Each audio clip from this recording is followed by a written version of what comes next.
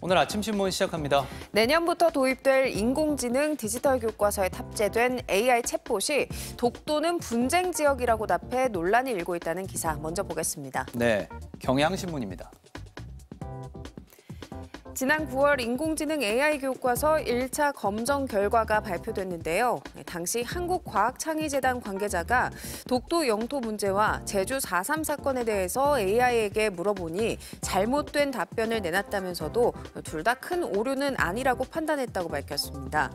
이는 헌법이 규정한 대한민국 영토 범위를 왜곡하거나 비방하는 내용이 담기면 안 된다는 검정 공통기준 미달이기에 검정 탈락 사유지만 정부는 의도적이지 않았다며 문제 삼지 않았다는데요. 이 자리에서는 이용자 요청에 따라 콘텐츠를 만들어내는 생성형 AI가 탑재된 디지털 교과서를 우대했다는 발언도 나왔습니다.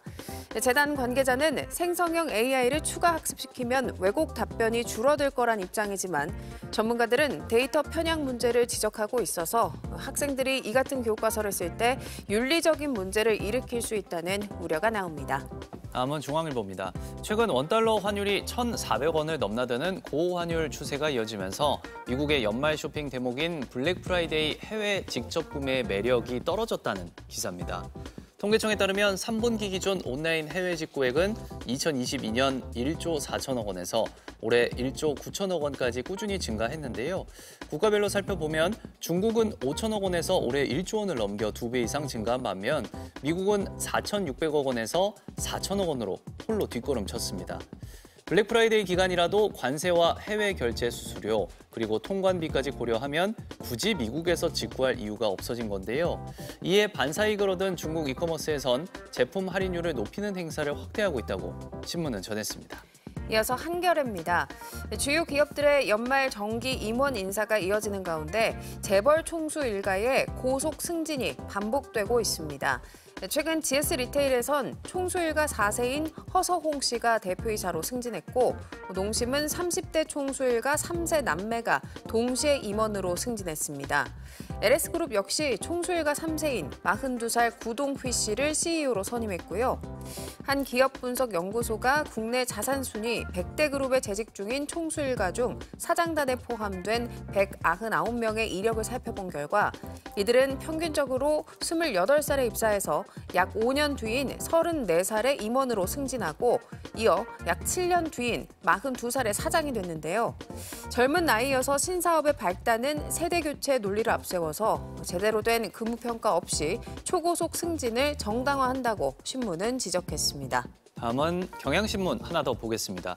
통상 대학생 장학금은 성적이나 소득을 기준으로 대상자를 선정하는데요.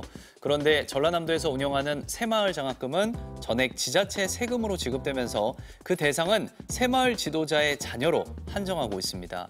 특히 18,000명에 불과한 새마을 지도자 가운데 높은 서훈이나 표창을 받는 등 부모의 활동 실적을 기준으로 학생 장학금을 지급하고 있는데요.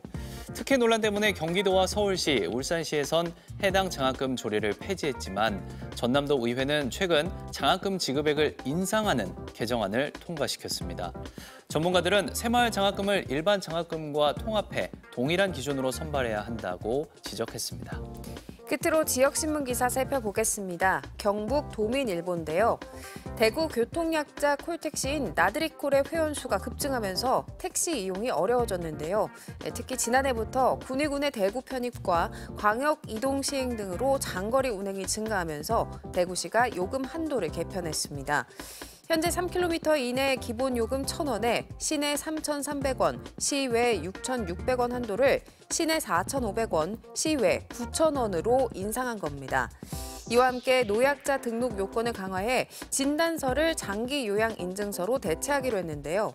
대구시는 대신 교통약자의 경제적 부담 완화를 위해 기본 요금과 거리별 추가 요금 체계는 동결하기로 했다고 밝혔습니다. 지금까지 오늘 아침 신문이었습니다.